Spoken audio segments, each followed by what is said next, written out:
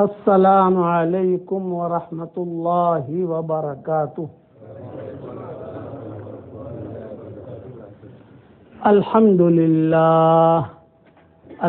للہ نحمده ونستعینه ونستغفره ونؤمن به ونتوکل علیہ ونعوذ باللہ من شرور انفسنا ومن سیئات اعمالنا ونعوذ باللہ من شرور انفسنا ومن سیئات اعمالنا ونعوذ باللہ من شرور انفسنا ومن سیئات اعمالنا من يهده الله فلا مضل له ومن يضلله فلا هادي له ونشهد أن لا إله إلا الله وحده لا شريك له ونشهد أن سيدنا ومولانا محمدا عبده ورسوله صلى الله عليه وعلى آله وأصحابه وبارك وسلم تسليما كثيرا كثيرا أما بعد فأعوذ بالله من الشيطان الرجيم بسم الله الرحمن الرحيم يا أيها الذين آمنوا اذكروا الله ذكرا كثيرا وسبحوه بكرة وأصيلا هو الذي يصلي عليكم وملائكته ليخرجكم من الظلمات إلى النور وكان بالمؤمنين رحيما تحيتهم يوم يلقونه سلام وأعد لهم أجرا كريما يا أيها النبي إنا أرسلناك شاهدا ومبشرا ونذيرا وداعيا إلى الله بإذنه وسراجا منيرا وبشر المؤمنين بأن لهم من الله فضلا كبيرا ولا تطع الكافرين والمنافقين ودع أذاهم وتوكل على الله وكفى بالله وكيلا صدق اللہ العظیم۔ قابل احترام بھائیوں، دوست، بزرگوں، 45 منٹ میں مجھے سب بیان پورا کرنا ہے انشاءاللہ، بیان اور دعا۔ تو 45 منٹ میں کیا کہوں، ہم تو 2.5 گھنٹے والے لوگ ہیں، لیکن آپ کے یہاں چونکہ اور ترتیب بھی صحیح ہے کہ مختصر وقت میں مضمون جو ہے آدمی سمیٹ لے۔ ایک مضمون میں یہ بیان کرنا چاہتا ہوں کہ آدمی بہت بڑا دین کا کام کرتا رہے اور اللہ سے ڈرتا رہے تو یہ آدمی منزل تک پہنچے گا۔ اور اگر کام کیا اور کام کرنے کے بعد فخر آ گیا، میں نے کیا تو اس آدمی کو اللہ محروم کر دیتے ہیں۔ یہ دو باتیں یاد رکھنا۔ کام کرے، کام کرنے کے بعد اللہ سے ڈرتا رہے کہ اللہ یہ تو نے مجھے توفیق دی اور تیرے کرم سے ہوا ہے، میں نے کچھ نہیں کیا، نے تو مجھے ذریعہ بنایا ہے، اور اللہ سے معافی مانگتا رہے، تو یہ آدمی سمجھ لو کہ اللہ کا مقبول بندہ ہے۔ حضرت عمر رضی اللہ تعالیٰ عنہ کو جب نیزہ مارا گیا، سب کو قصہ معلوم ہے، اور فجر کی نماز کا وقت تھا، نیزہ مارنے والا جو تھا وہ بھی خطرناک آدمی تھا، جو بھی حالات آئے۔ جب حضرت عمر رضی اللہ تعالیٰ عنہ کو یہ پتہ چل گیا کہ اب میری موت کا وقت قریب ہے، تو حضرت عمر رضی اللہ تعالیٰ عنہ کو کون نہیں پہچانتا بھائی؟ عشر مبشرہ، دل میں بات آتی، قرآن شریف کی آیتیں نازل ہو جاتی، زبان سے کوئی چیز نکالتے تو قرآن کی آیتیں نازل ہو جاتی۔ موافقات عمر بہت ہیں۔ امام سیوطی نے رحمۃ اللہ علیہ نے موافقات عمر 65 جمع کیے، 65۔ کیسے حالات آتے تو اس میں جو ہے سب جو ہے پریشان ہو جاتے ہیں کہ کیا کرنا ہے، کیا کرنا ہے، کیا کریں کیا کریں۔ حضور صلی اللہ علیہ وسلم بھی ہوتے، سب ہوتے، اس مسئلے کا کیا حل کرنا، یا کوئی ان کی رائے ہوتی تو ان کے رائے کے مطابق قرآن کی آیتیں نازل ہوتی۔ جب ان کا انتقال کا وقت قریب آیا اور یہ انہیں ایک یعنی منہ کے ذریعے سے دودھ دیا جاتا تھا تو دوسرا سوراخ تھا، وہاں سے دودھ نکل جاتا تھا، بالکل آخری وقت تھا۔ تو حضرت عمر رضی اللہ تعالیٰ عنہ نے ایک جملہ کہا اپنے انتقال پر، اور یہ کہا یا رحمان لا لیا ولا علیہ، اے میرے پیارے رحمان، میں نے جتنی نیکیاں کی ہے اگر تو اس کا مجھے کوئی بدلہ نہ دے کوئی حرج کی بات نہیں ہے، لیکن میرے گناہوں پر میری پکڑ مت کرنا۔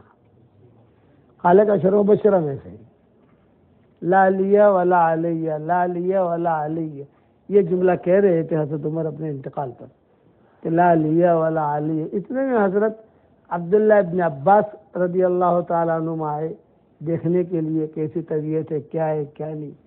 تو عبداللہ ابن عباس رضی اللہ تعالیٰ عنہ نے فرمایا کہ امیر المومنین آپ بالکل ٹینشن نہ لیں، حشر کے میدان میں اللہ کے سامنے اور رسول اللہ صلی اللہ علیہ وسلم کے سامنے میں گواہی دوں گا کہ آپ اچھے آدمی تھے، آپ نے بہت بڑا کام کیا، آپ بہت بھلے آدمی تھے۔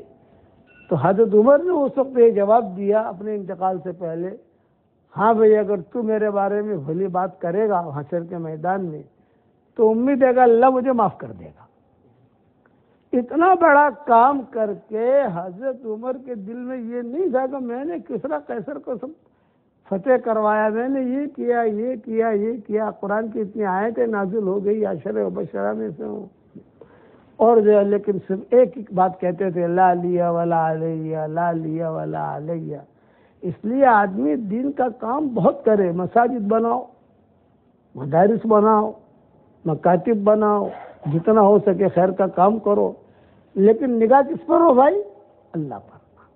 اچھا جب ان کا انتقال کا وقت بہت قریب آیا تو انہوں نے حضرت عبداللہ ابن عمر کو بلایا، اپنے بیٹے کو، اور اپنے بیٹے کو بلا کر یوں کہا کہ بیٹا اب مجھے فرشتوں کی آہٹ محسوس ہو رہی ہے، موت کی آہٹ بھی مجھے محسوس ہو رہی ہے، اب تھوڑی دیر کے بعد یہ دنیا میرے سے اوجھل ہو جائے گی، میں نے تجھے خاص کام کے لیے بلایا ہے۔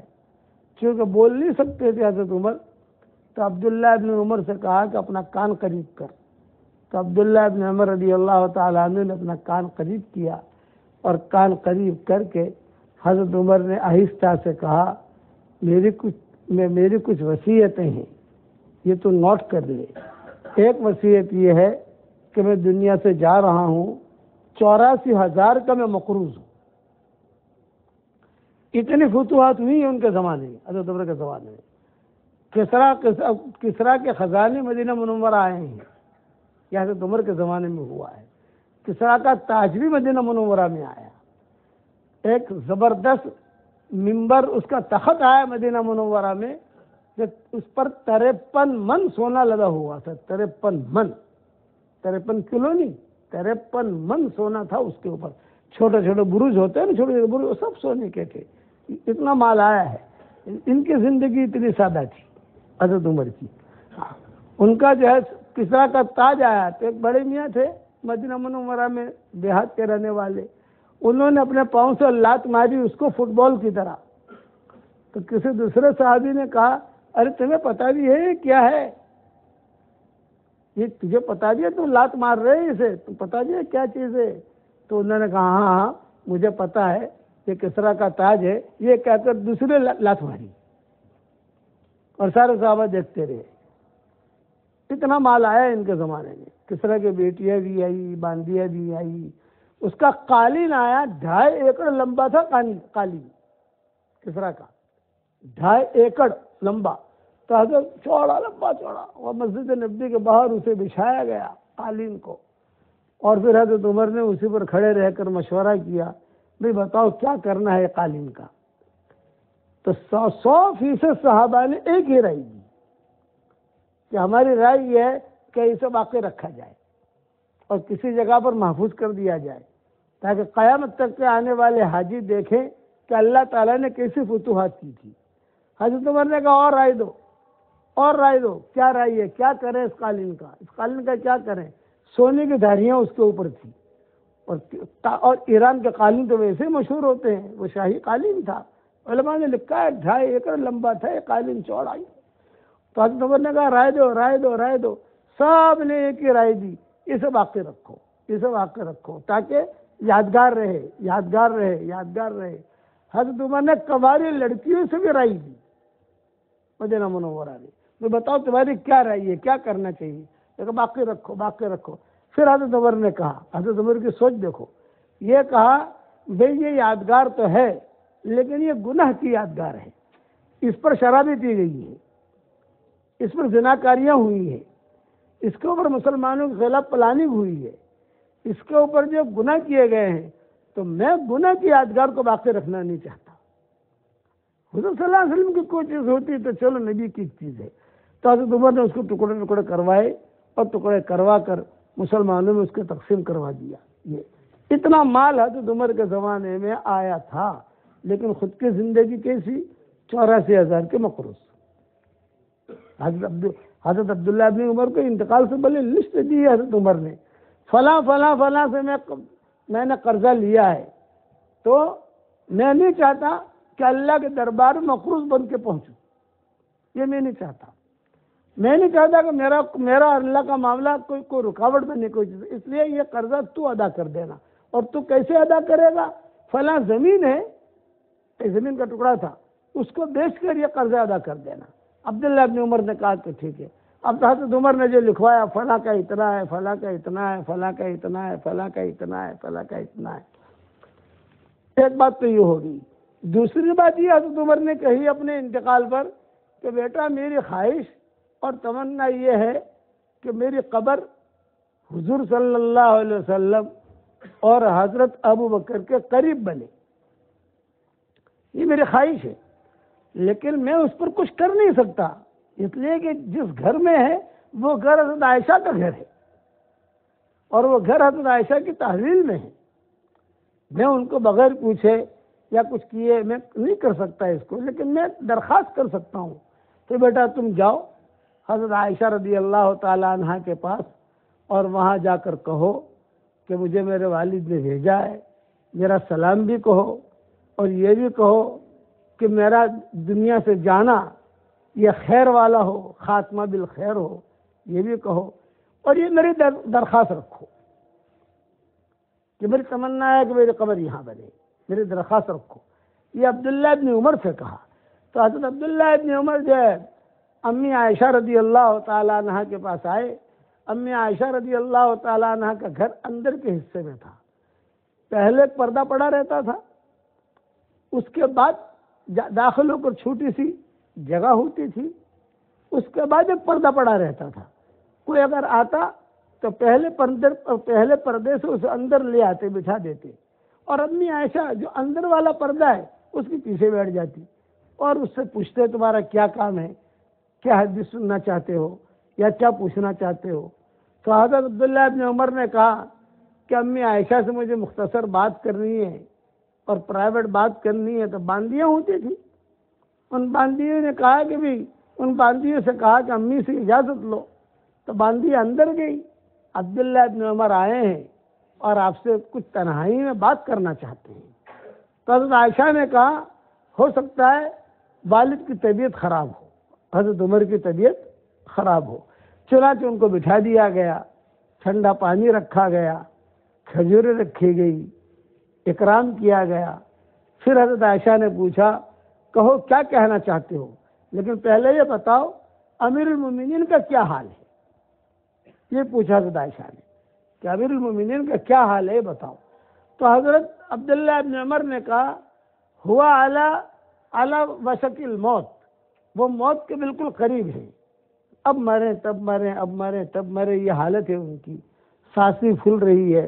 حضور صلی اللہ علیہ وسلم کو بھی یاد کر رہے ہیں، حضرت عمر کو بھی، حضرت ابو بکر کو بھی یاد کر رہے ہیں۔ تو حضرت عائشہ نے کہا انشاءاللہ خیر ہے، بہت اچھا کام کیا ہے انہوں نے، اللہ سے ہمیں حسن ظن رکھنا چاہیے۔ پھر کہا اور کچھ کام ہے؟ تو حضرت عبداللہ ابن عمر نے کہا ایک راز کی بات کرنا چاہتا ہوں امی، اگر آپ کو برا نہ لگے۔ میں عائشہ نے کہا نہیں بتاؤ کیا کہنا چاہتی ہوں۔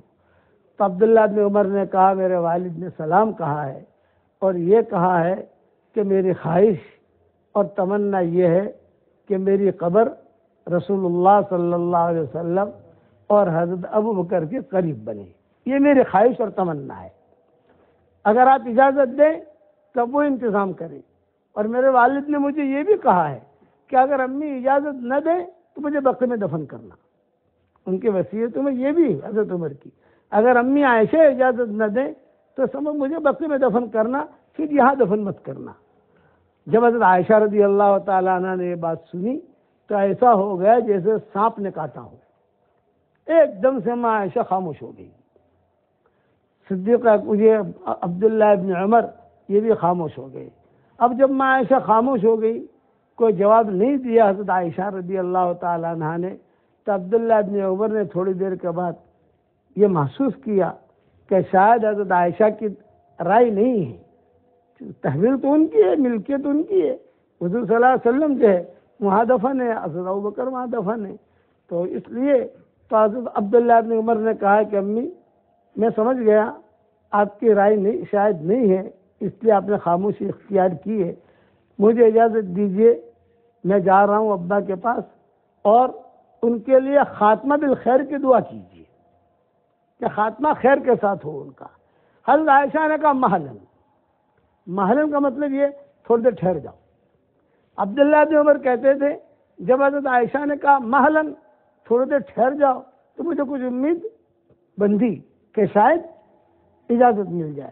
پھر حضرت عائشہ رضی اللہ تعالیٰ عنہا نے بات کرنی شروع کی، یوں کہا کہ یہ جگہ جو ایک قبر کی خالی ہے، میں نے سوچا تھا کہ میری قبر یہاں بنے میرے لیے، کیونکہ حضور بھی ہے والد بھی ہے، اگر میری قبر نہ بنے تو حضرت عثمان کی قبر بنے، اگر حضرت عثمان کی قبر نہ بنے تو عبد الرحمن ابن عوف کی قبر بنے۔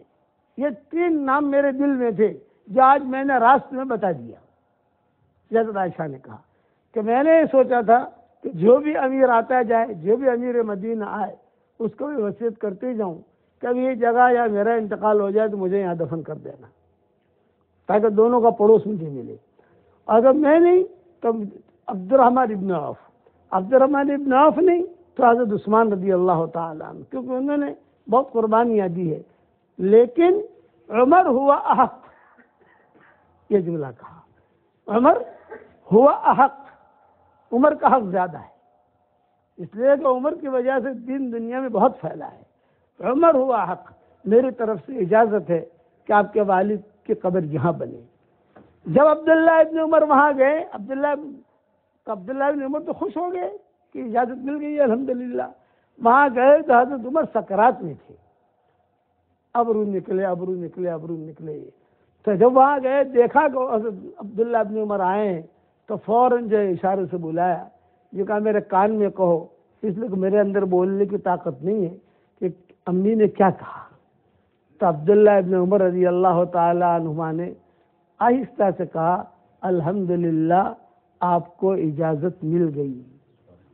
اب حضرت عمر کیا جواب دے رہے ہیں؟ دیکھو بیٹا، ہو سکتا ہے اس لیے اجازت دی ہو کہ میں امیر المومنین ہوں، امیر المومنین کہہ رہا ہے دفن ہونے کا، منع کروں، اس لیے اجازت تو مل گئی، لیکن جب میرا انتقال ہو جائے اور مجھے غسل وغیرہ دے چکو اور مجھے جو ہے جب دفنانے کے لیے جاؤ تو ایک مرتبہ پھر اجازت لینا، اور یہ مت کہنا کہ امیر المومنین اندر آنا چاہتے ہیں، یہ مت کہنا، یہ کہنا عمر ابن خطاب اندر آنا چاہتے ہیں، اس وقت اگر اجازت دیں وہ اجازت پکی۔ اب یہ کہ اجازت تو ہو سکتا ہے کہ میرے ڈر کی وجہ سے اجازت دے دی، اور یہ بھی ہو سکتا ہے کہ صاحب اگر میں اجازت نہیں دوں گی تو عمر کو دنیا سے جاتے جاتے بوجھ پڑے گا، اس لیے میری رائے یہ ہے، حضرت عمر کہہ رہے اپنے انتقال پر، لا لیا ولا علیہ، لا لیا ولا علیہ، لا لیا ولا علیہ، میرے اللہ میری نیکی کا تو مجھے بدلہ نہ دے، کوئی حرج کی بات نہیں ہے، میرے گناہوں پر تو پکڑ مت کرنا، اے میرے پیارے اللہ، دعا مانگ رہے تھے دنیا سے جاتے ہوئے اور اپنی کمی بتا رہے تھے، میں گنہگار ہوں، میں گنہگار ہوں، میں گنہگار ہوں۔ ہمیشہ یاد رکھنا، جو بندہ اور بندی اپنے گناہوں کا اقرار کرتا ہے یا اقرار کرتی ہے وہ اللہ کے قریب ہو جاتے ہیں، اور جو بندہ اور بندی استغفر اللہ کہتے ہیں وہ اللہ کے قریب نہیں ہوتے۔ پہلے اقرار کرو پھر توبہ مانگو، یہ شریعت کے اندر ہماری ترتیب۔ پہلے اپنا اقرار کرو کہ میں نے گناہ کیے ہیں، میں مجرم ہوں، اقراری مجرم ہوں، اللہ تو مجھے معاف کر دے۔ تو حضرت عمر اپنے انتقال پر یہ کہہ رہے تھے، میں اقراری مجرم ہوں، اللہ تو مجھے معاف کر دے، میں اقراری مجرم ہوں، تیرے پاس آ رہا ہوں تو مجھے معاف کر دے۔ تو حضرت عمر نے عبداللہ ابن عمر سے کہا کہ دیکھو تم میرا جنازہ لے کے جب جاؤ تو وہاں جہاں آج کلم صلاۃ السلام پڑھتے ہیں نا مرد لوگ، وہاں میرا جنازہ رکھنا اور کہنا امیر ام المومنین میرے والد عمر اندر آنا چاہتے ہیں، اگر ام المومنین اجازت دیں مجھے داخل کر دینا، اور اگر ام المومنین اجازت نہ دیں مجھے بقی میں لے جانا۔ یہ ان کی آخری وصیت تھی حضرت عمر کی۔ یہ بھی اللہ کا خوف، اتنا اللہ کا ڈر ان کے دل میں تھا۔ آج تو اللہ معاف فرمائے، معمولی سے دن کا کام کرتے ہیں اپنے آپ کو ہم جبریل سمجھنے لگتے ہیں۔ معمولی کام کا ہمارا پاؤنڈ بولتا بہت ہے، اصل میں ڈالر پاؤنڈ یہ بولتے بہت ہے، بولنا نہیں ہے۔ آدمی خاموشی کے ساتھ نیکی کا کام کرے اور پھر اللہ کو سونپ دے تو اللہ تعالیٰ، اللہ کو معلوم ہے۔ قرآن میں اللہ فرماتے ہیں وَمَا تَفْعَلُوا مِنْ خَيْرٍ يَعْلَمُهُ اللَّهُ، تم جو بھی خیر کا کام کرتے ہو یا کرتی ہو، جو دعا مانگو، جو نماز پڑھو، جو قرآن پڑھو، جو کچھ بھی کرتے ہو وہ اللہ کو معلوم ہے۔ معاملہ میرے ساتھ رکھو، معاملہ لوگوں کے ساتھ مت رکھو۔ چنانچہ یہ باتیں عبداللہ ابن عمر سے ہو رہی تھی، اتنے میں حضرت علی آ گئے حسن حسین کو لے کر عیادت کے لیے۔ جب حضرت علی رضی اللہ تعالیٰ عنہ آئے دیکھنے کے لیے کہ بھی کیا حال ہے عمر کا، میں دیکھوں تو صحیح جا کر، تو جب حضرت عمر نے حضرت علی کو دیکھا تو حضرت عمر بہت روئے۔ یہ فرمایا علی میری اور تیری زندگی ساتھ گزری ہے اور پتہ نہیں کتنے غزووں میں ہم نے ساتھ کام کیا ہے، کتنے ملکوں میں گئے، لیکن اب میں دنیا سے جا رہا ہوں۔ تو حضرت علی نے کہا عمر کیا موت سے ڈرتے ہو؟ یہ حضرت علی نے کہا کیا موت سے ڈرتے ہو؟ تو حضرت عمر نے کہا موت سے نہیں ڈرتا، موت کے بعد کیا آنے والی گھاٹی سے ڈرتا ہوں کہ موت کے بعد میرے ساتھ کیا ہوگا، یہ حضرت عمر نے کہا۔ پھر حضرت عمر رضی اللہ تعالیٰ عنہ کا انتقال ہوا۔ انتقال ہونے کے بعد پورے مدینہ میں اعلان ہوا، اور اعلان یہ ہوا کہ امیر المومنین دنیا سے رخصت ہو گئے۔ تو پوری مسجد کھچا کھچ بھر گئی، مردوں سے، عورتوں سے، قرب و جوار کے جو دیہات تھے وہاں سے بھی لوگ آ گئے۔ سارا کا سارا جو منظر ہوگا اس وقت میں کہ اتنا بڑا آدمی دنیا سے رخصت ہوا ہے۔ چنانچہ جب ان کی لاش کو لاش کو وہاں جہاں ہم صلاۃ السلام پڑھتے ہیں وہاں عبداللہ ابن عمر نے رکھوایا، اور عبداللہ ابن عمر نے زور سے اعلان کیا بھئی مدینہ والوں سن لو، میرے والد دنیا سے رخصت ہو گئے ہیں، فلاں کے مقروض ہیں، اس کے اتنے ہیں، اس کے اتنے، لسٹ تھی ان کے پاس، فلاں کے اتنے، فلاں کے اتنے، فلاں کے اتنے، تم میرے والد کو معاف کر دو، یہ قرضے کی پوری ذمہ داری میرے سر پر ہے، میں ادا کروں گا۔ جب یہ بات عبداللہ ابن عمر نے کہی ہے پوری مسجد نبی سے رونے کی آوازیں آئیں، ما عرفنا قدرہ فی حیاتی، ما عرفنا قدرہ فی حیاتی، عمر کی قدر ہم اس کی حیات میں نہ پہچان سکے۔ اس آدمی کی وجہ سے ہدایت اتنی دنیا میں پھیلی اور اتنا بڑا کام کیا، اور یہ آدمی مقروض بن کے بھرا۔ تو سارے مدینہ والوں نے کہا جتنا بھی قرضہ ہے ہم نے معاف کر دیا، ایک درہم بھی اگر ہم لیں گے تجھ سے تو کل حضور کو منہ دکھانے کے قابل نہیں رہیں گے۔ کتنا بڑا کام کیا، یہ مقروض بن کر آدمی مرا تو تم نے ادا ان کے بچوں سے وصول کیا، سب نے معاف کر دیا۔ پورے مدینہ والوں نے، کچھ عورتیں تھیں، وہ عورتیں وہاں تھیں نہیں وہاں، تو بھائی یہ کچھ اور کسی سے لیا ہوگا حضرت عمر نے کہ اپنے کسی کام کے لیے یا کسی ضرورت کے لیے، تو ان عورتوں کو جب اطلاع ہوئی تو وہ عورتیں بھی بھاگی بھاگی آئیں اور انہوں نے کہا ہم نے معاف کر دیا، معاف کر دیا، معاف کر دیا۔ یہ مسئلہ تو حل ہو گیا۔ اب حضرت عبداللہ ابن عمر نے، تاریخ کی روایت میں یہ ہے، عبداللہ ابن عمر نے زور سے کہا یا ام المؤمنین، عمر ابن خطاب اندر آنا چاہتے ہیں کہ یا ام المؤمنین، عمر ابن خطاب اندر آنا چاہتے ہیں۔ بھیڑ بہت تھی عورتوں کی، حضرت عائشہ رضی اللہ تعالی عنہ تک آواز نہیں پہنچ رہی تھی، کیونکہ حضرت عائشہ نے کمرہ خالی کر دیا۔ پہلے دن تھا کہ 2 قبریں بھی تھیں، عائشہ بھی وہیں رہتی تھی پردہ ڈال کر، اپنا جو بھی کام کاج وہاں آنا جانا سب ہوتا تھا۔ اب یہاں تو حضرت عائشہ نے کہہ دیا کہ یہ جگہ بھی دے دو ان کو، تو کمرہ خالی کر دیا انہوں نے، کمرہ خالی، برتن، اپنا چولہا جو بھی اس دور کا تھا وہ لے کر پیچھے چلی گئی۔ تو یہ حضرت عبداللہ ابن عمر زور زور سے آواز کر رہے تھے یا ام المؤمنین، اے ام المؤمنین، عمر ابن خطاب اندر آنا چاہتے ہیں۔ تو ما جاء الرد، کوئی جواب نہیں، مردوں کا بہت بڑا مجمع، شور شغف، بچے، عورتیں۔ تو تاریخ کی روایتوں میں یہ ہے جب بار بار عبداللہ ابن عمر نے یہ اعلان کیا کہ یا ام المؤمنین، عمر ابن خطاب اندر آنا چاہتے ہیں، جب ان کی طرف سے کوئی جواب نہیں آیا تو ایک روایت میں یہ ہے کہ حضور کی قبر سے آواز آئی اہلا وسہلا یا عمر ابن الخطاب،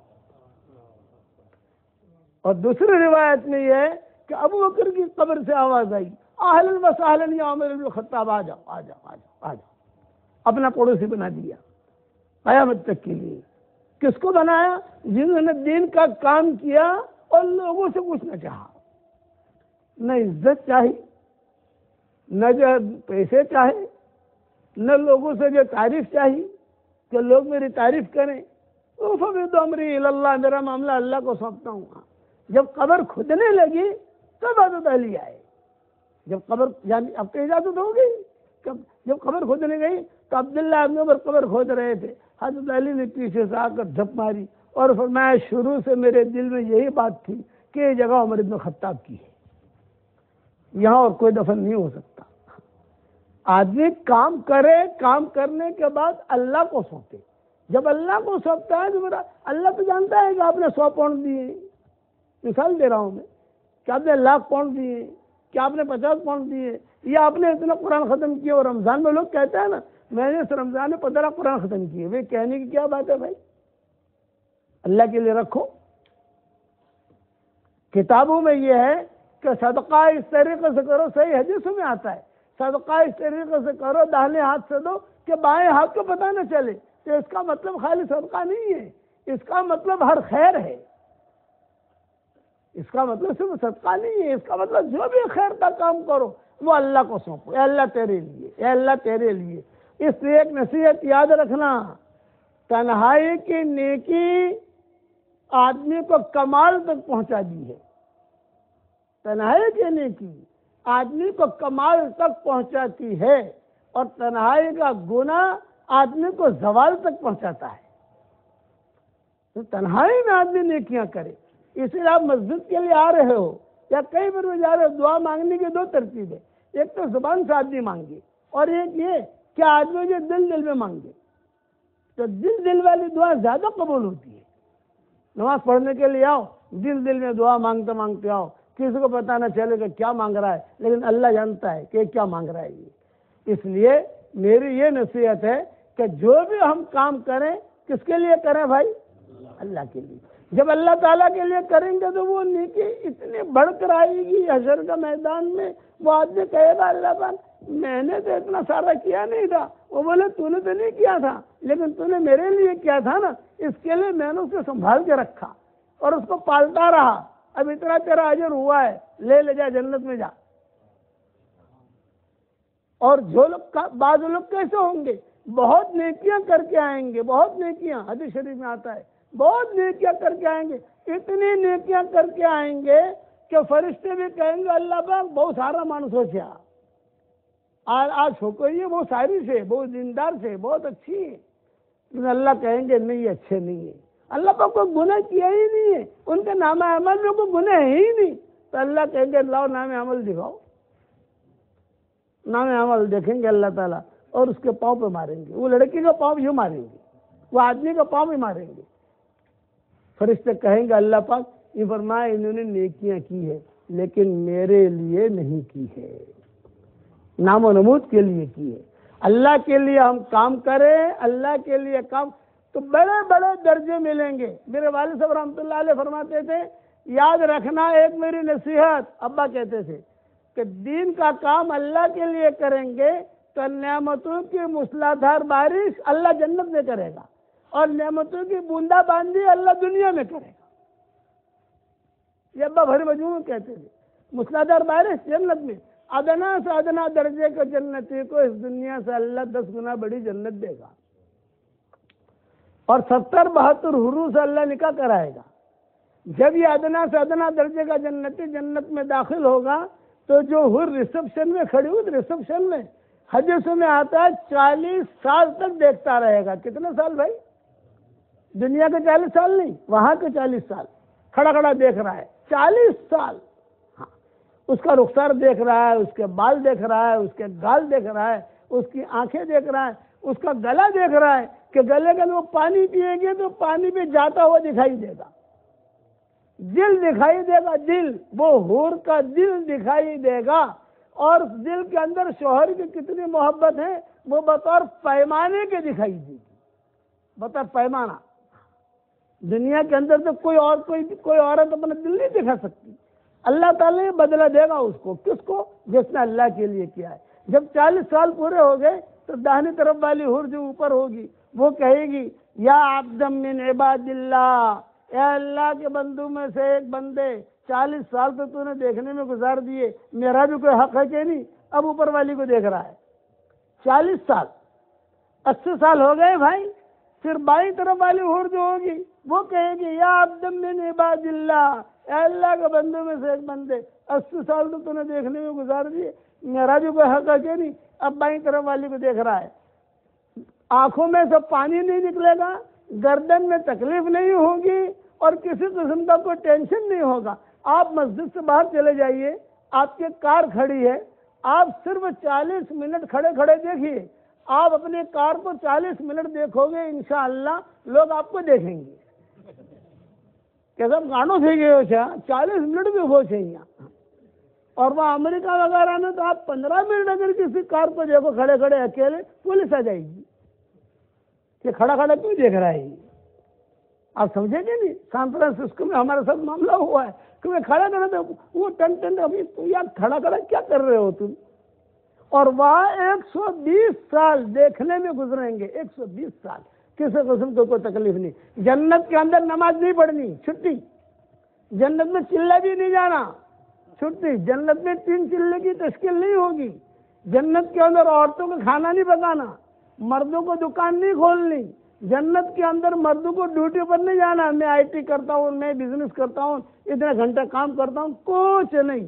ہر لائن کی خواہش اللہ کہاں پوری کریں گے بھائی؟ جنت میں۔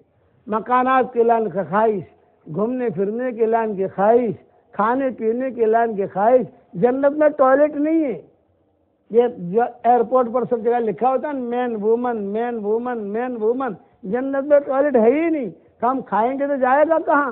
حدیث شریف میں آتا ہے، خوشبودار پسینہ نکلا، کھانا ہضم، خوشبودار ڈکار نکلی، کھانا ہضم۔ جنت میں داڑھی بھی نہیں ہے۔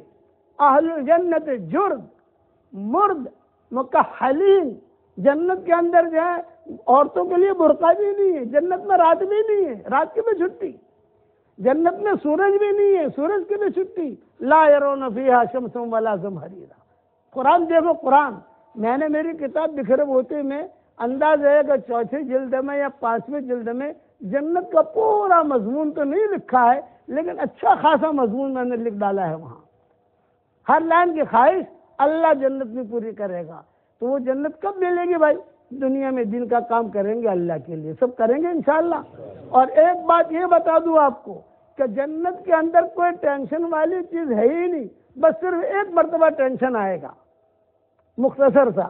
جنت کی حوریں کہیں گی ہم افضل، جنت کی دنیا کے جو دیندار عورتیں کہیں گی ہم افضل۔ اب یہ ٹھن ٹھن ہوگی وہاں، نوک جھوک، لٹھم لٹھا نہیں کہ لاٹھی اس کو مار رہی اس کو مار رہی، نوک جھوک اسے کہتے ہیں اردو کے اندر۔ حوریں کہیں گی ہم افضل، دنیا کی دیندار عورتیں کہیں گی ہم افضل۔ اب معاملہ پہنچے گا اللہ کے دربار میں، تو اللہ تعالیٰ پہلے حوروں سے پوچھیں گے ماذا سبب فضل کن، تمہارے افضل ہونے کی کیا وجہ؟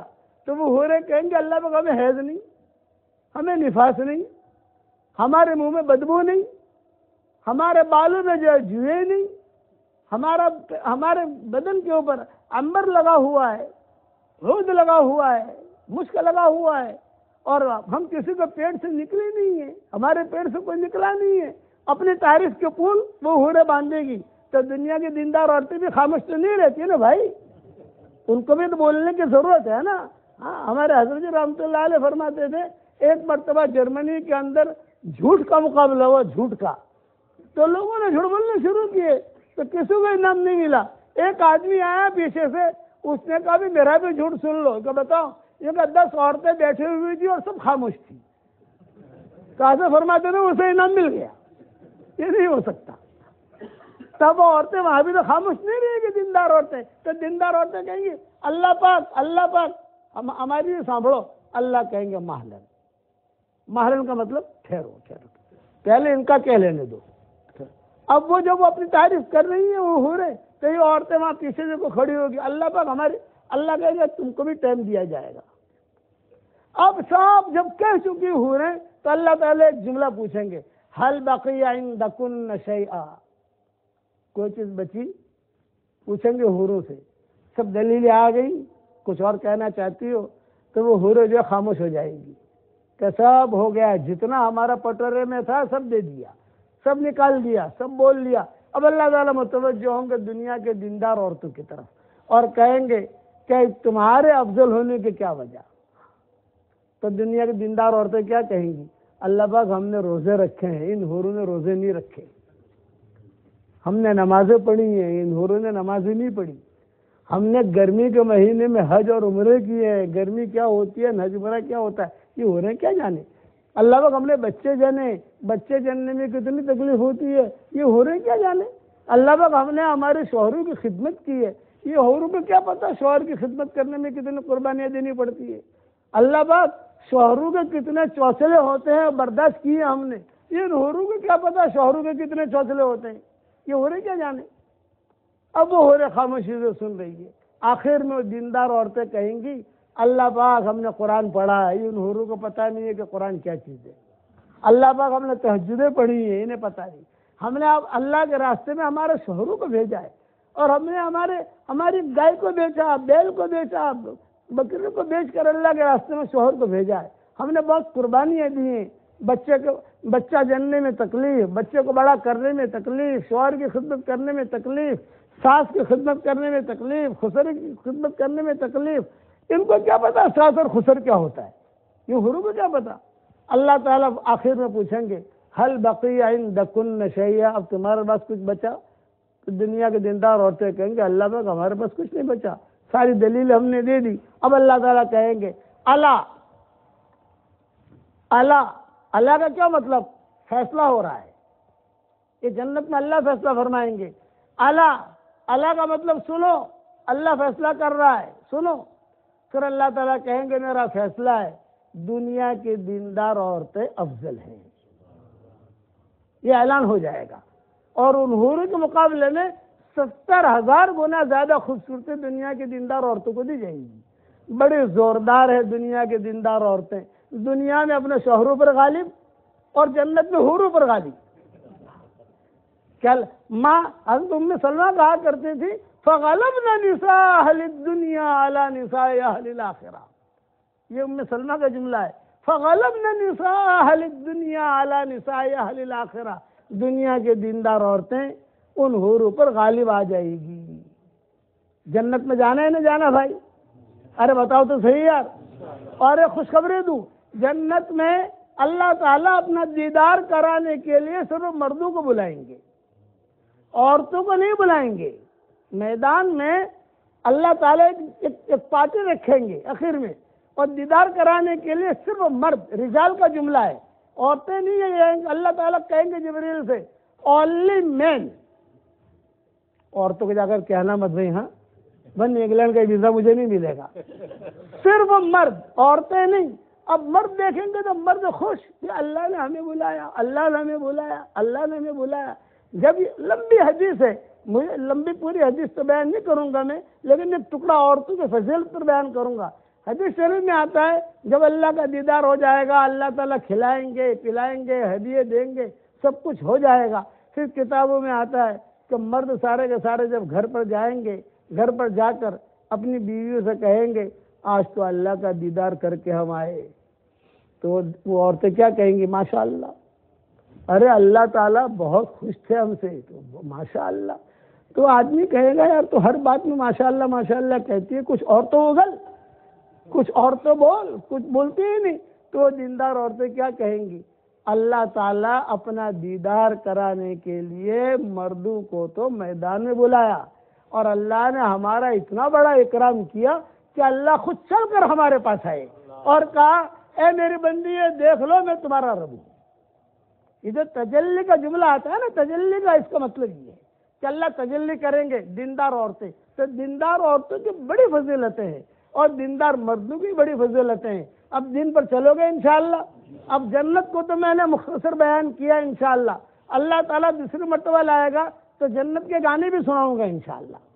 میاں بیوی جنت میں اپنے حلال بستر پر کیا باتیں کریں گے وہ باتیں بھی سناؤں گا انشاءاللہ، جب وقت آئے گا تب انشاءاللہ۔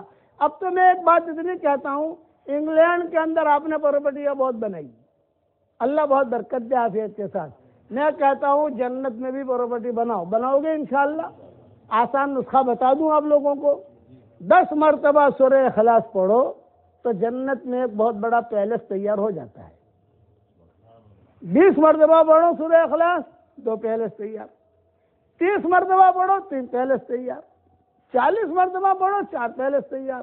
تو میرے شاگرد دنیا بھر میں واٹس ایپ کا ہمارا سبق چلتا ہے، آپ حضرات تک بھی پہنچتا ہوگا۔ میں کہتا ہوں 1 ہفتے کا میں کورس کرواتا ہوں، 1 ہفتہ 313 مرتبہ سورہ اخلاص پڑھو، 313 مرتبہ درود شریف پڑھو، 313 مرتبہ استغفار پڑھو، 313 مرتبہ سورہ فاتحہ پڑھو۔ سورہ فاتحہ شارٹ نہیں کر سکتے، وہی پڑھنی پڑے گی آپ کو۔ سورہ اخلاص میں شارٹ نہیں کر سکتے، وہی پڑھنا پڑے گا، لیکن درود شریف شارٹ کر لو، کوئی حرج نہیں۔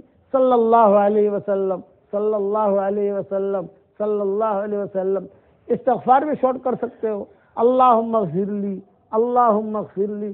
1 دن میں پورا نہیں کرنا، 2 دن میں پورا کرو، 3 دن میں پورا کرو، 4 دن میں پورا کرو، 5 دن میں پورا کرو، 6 دن میں پورا کرو، 7 دن میں پورا کرو۔ جمعہ سے شروع کرو، جمعہ تک ختم کرو، جمعرات سے شروع کرو، جمعرات پر ختم کرو۔ اس کے بعد انشاءاللہ جو دعا مانگو گے اللہ آپ کی دعا قبول کرے گا، آپ کی حاجتیں اللہ پوری کرے گا، کرو گے انشاءاللہ۔ اچھا ہم 313 مرتبہ جب سورہ اخلاص پڑھیں گے نا انشاءاللہ، 31 پیلس جنت میں تیار ہو جائیں گے، اور 104 مرتبہ قرآن شریف پڑھنے کے برابر اللہ ثواب دے گا، اور انشاءاللہ کوئی انکم ٹیکس والا ہمیں فون نہیں کرے گا۔ دنیا میں 2 پیلس لے لو آپ، یا 1 پیلس لے لو، یا 1 بنگلہ بنا لو، انکم ٹیکس والوں کو جواب دینا پڑتا ہے نہیں پڑتا؟ ہمارا اللہ کتنا آسانیاں کرتا ہے ہمارے لیے۔ صحیح حدیثوں میں آتا ہے 10 مرتبہ حضرت عمر سے حضور نے فرمایا عمر 10 مرتبہ سورہ اخلاص پڑھ، جنت میں ایک محل تیار ہو جائے گا۔ تو حضرت عمر نے کہا کہ حضرت 10 مرتبہ پڑھوں 1 محل، میں تو بہت محل بناؤں گا۔ تو حضور نے فرمایا جتنا محل بنانا وہ بنا۔ 1 مرتبہ ابو ہریرہ فرماتے تھے میں حضور صلی اللہ علیہ وسلم کے پاس آیا، ایک صحابی سورہ اخلاص پڑھ رہے تھے، حضور نے سنی، حضور نے سننے کے بعد کہا ابو ہریرہ واجب ہو گئی، واجب ہو گئی۔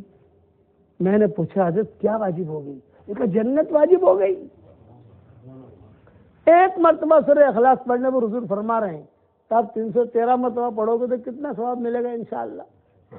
پھر ابو ہریرہ کہتے تھے کہ جب حضور صلی اللہ علیہ وسلم نے کہا جنت واجب ہو گئی تو میں بھاگا پاگا میں کہ جو صحابی کو جا کر خوشخبری دوں، لیکن جو وہ صحابی ملے نہیں۔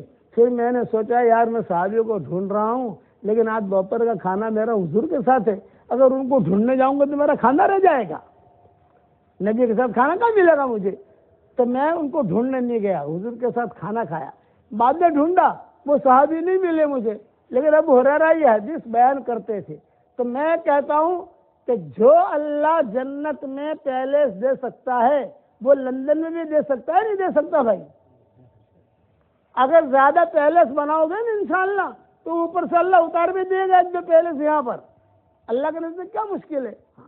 لیکن لوگوں کو یہ ہوتا ہے کہ مول صاحب میں تو وہ بنگلہ بناؤ سی پر مول صاحب کے بھاڑو آپ سے کہ نہیں آ رہے بنگلے بہت بنائیں گے کہ کرایہ برایہ آئے گا کہ نہیں آئے گا. ہم کہتے ہیں کرایہ تو نہیں آئے گا. مولانا اتنے بنگلے کریں گے کیا جنت میں؟ میں نے کہا کوئی گھبرانے کی بات نہیں، جب جنت میں جائیں گے انشاءاللہ وہاں جا کر مشورہ کر لیں گے انشاءاللہ. برابر بناؤ گے انشاءاللہ بھائی. اللہ تعالیٰ جس کرم سے آپ نے اللہ نے ہمیں یہاں جمع کیا اسی کرم سے اللہ ہم سب کو جنت الفردوس میں اس کے نبی کے پڑوس میں جمع کر دے. اب جو ہے میں آپ کو ایک دعا پڑھاتا ہوں، پڑھ لو. ربنا اغفر لی ولوالدی وللمؤمنین یوم یقوم الحساب. حدیث شریف میں آتا ہے جو یہ دعا پڑھ لے تو انشاءاللہ اس وقت میں جتنے مسلمان مرد اور عورتیں ہوں گے دنیا میں ان سب کے برابر اللہ اسے نیکیاں دے گا. کتنی بڑی فضیلت کی چیز ہے. تو پڑھتے رہو گے انشاءاللہ. یہ ساری حدیثوں کا حوالے میری کتابوں میں لکھ چکا ہوں. اور ہمارا سبق چلتا ہے آج کا سبق، وہ جو ہے انسٹاگرام پر آپ چلے جاؤ، مولانا یونس پالم پوری انسٹاگرام پر سارے سبق آپ کو ملیں گے. خود بھی سنو، اس کو آگے ہی بھیجو. سب تیار ہو انشاءاللہ. اب جو ہے دعوت کا کام ہمارا سدا بہار ہے. دعوت کے کام میں نکلنا، 3 چلہ، 1 چلہ، 20 دن، 1 مہینہ، جیسا جس کے بعد ٹائم ہو. آپ لوگ اللہ کے راستے میں وقت لگاؤ گے انشاءاللہ بھائی. اب کون کون تیار ہے خالی ہاتھ اوپر کر لو. ارے واہ، مسجد اعظم تو ٹاپ ہے یار، ٹاپ 1 ماشاءاللہ، ٹاپ 1 بن گئے سارے کے سارے. اللہ تعالی ہم سب سے راضی ہو جائے. دعا کر لو. اللہم لک الحمد کما انت اہلہ فصلی وسلم علی سیدنا محمد کما انت اہلہ وفعل بنا ما انت اہلہ فانک اہل التقوی واہل المغفرہ. لک الحمد حمدا حمدا، لک الشکر شکرا شکرا، کما ينبغی لجلال وجہک وعظیم سلطانک. اے ہمارے پیارے اللہ، ہمارے گناہوں کو معاف فرما، ہماری خطاؤں سے درگزر فرما، ہمارے اس مجمع کو قبول فرما، مردوں کو اور عورتوں کو قبول فرما. اے اللہ پورے انگلینڈ والوں کو قبول فرما. اے اللہ پوری انسانیت کو قبول فرما. اے اللہ میری تشکیل پر جو ایک ہفتے میں یہ کورس کر لے. 313 مرتبہ سورہ اخلاص، 313 مرتبہ درود شریف، 313 مرتبہ استغفار، 313 مرتبہ سورہ فاتحہ کا ایک کورس ایک ہفتے میں کر لے. اے اللہ اس کی ساری دعاؤں کو قبول فرما، اس کی پریشانیوں کو دور فرما. جس کرم سے آپ نے ہمیں یہاں جمع کیا ہے تیرے اسی کرم سے جنت الفردوس میں تیرے نبی کے پڑوس میں ہماری قیامت تک کے آنے والی نسلوں کو تو داخل فرما دے اور قیامت تک کے آنے والی نسلوں کو تو قبول فرما. اے اللہ یہ مجمع آمین کہہ رہا ہے. کسی کے باپ کا انتقال ہو گیا ہے، کسی کے ماں کا انتقال ہو گیا ہے، کسی کے ماں اور باپ دونوں کا انتقال ہو گیا ہے. وہ قبروں میں انتظار کر رہے ہیں کہ ہمارے لیے بھی کوئی دعا کرتا ہے کہ نہیں کرتا. اے ہمارے پیارے اللہ، ہمارے ماں باپ کی مغفرت فرما، ہمارے ماں باپ کی مغفرت فرما، ان کی ہڈی ہڈی کو جنت نصیب فرما.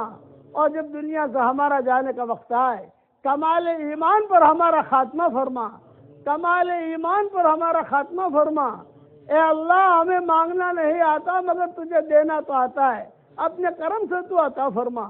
میرے اس دعا پر دنیا بھر میں جہاں کہیں آمین کہی جائے اور اس وقت میں آمین کہی جا رہی ہے، اے اللہ ان کی اور ہماری جائز مرادوں کو پوری فرما.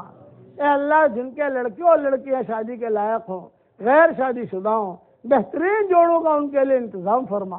جو بے اولاد ہوں نیک صالح اولاد انہیں نصیب فرما.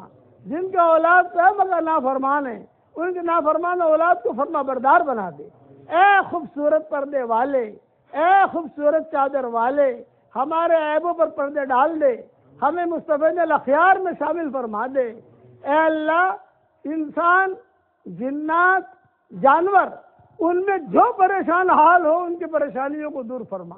ان میں جو بیمار ہو ان کو شفا عطا فرما. انسانوں کو بھی شفا عطا فرما، جناتوں کو بھی شفا عطا فرما. اور جانوروں میں سے کوئی جانور یا کوئی مچھلی بیمار ہو تو اس کو بھی شفا عطا فرما. جب تجھ سے مانگنا ہے تو تھوڑا کیوں مانگے، جب تجھ سے مانگنا ہے تو ہم زیادہ مانگے، اس لیے کہ دینا تجھے ہے، ہمیں تو نہیں دینا. تو اے اللہ تیرے نبی نے فرمایا ہے الخلق عیال اللہ، ساری مخلوق اللہ کا کنبہ ہے، اے اللہ تیرے کنبے کی تو حفاظت فرما، اے اللہ ہمیں جو مانگا وہ عطا فرما۔ آخر میں اتنا کہتے ہیں رسول اللہ صلی اللہ علیہ وسلم نے جتنے خیر کی لائن کی دعائیں مانگی ہیں وہ ساری کے ساری ہم سب کے لیے مقدر فرما۔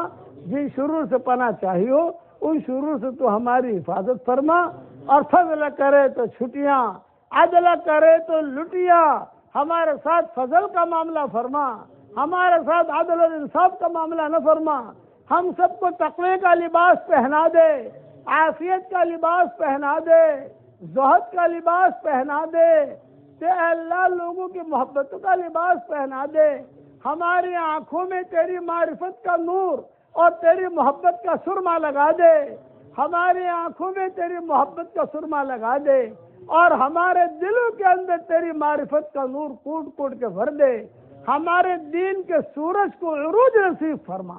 اے اللہ پورے یورپ میں ہدایت کی ہوائیں پھیلا دے، اے اللہ پورے امریکہ میں ہدایت کی ہوائیں پھیلا دے، اے اللہ سارے بر اعظموں میں ہدایت کی ہوائیں پھیلا دے، اور اے اللہ جس کے دل میں جو جائز مرادیں ہوں آپ جانتے ہیں، آپ کے بندے جانتے ہیں، آپ کی بندیاں جانتی ہیں، اور کوئی نہیں جانتا، اور یہ کسی کو کہنا بھی نہیں چاہتے۔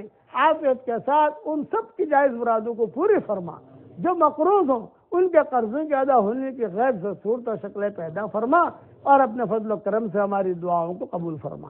سبحان ربنا رب العزت عما یصفون وسلام علی المرسلین والحمد للہ رب العالمین۔